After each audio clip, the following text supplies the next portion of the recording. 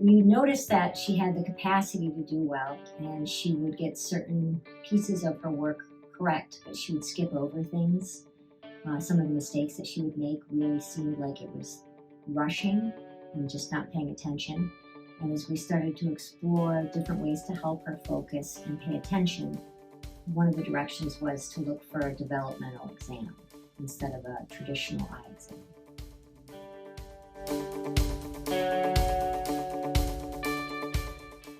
After the first exam, there was a lot of education that came from the exam, explaining to us what was going on, the kinds of things that were available to help, things that I was not aware of. And after that, they employed the tools that we needed. They had a great program and staff to help guide us through it.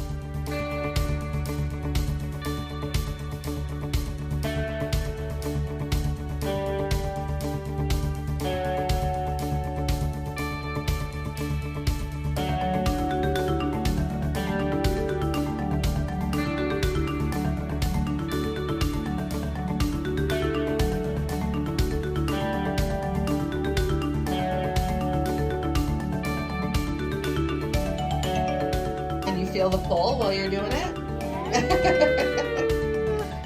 Well done.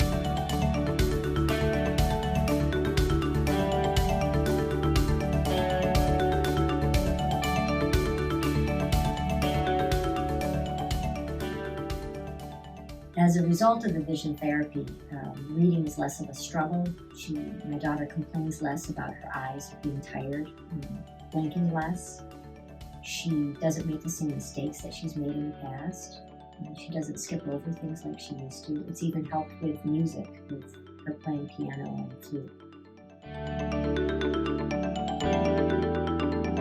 So before I did all my therapy, it wasn't that great.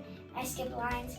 But after this, I could read better and focus a little better, and I kind of could focus without really trying to focus.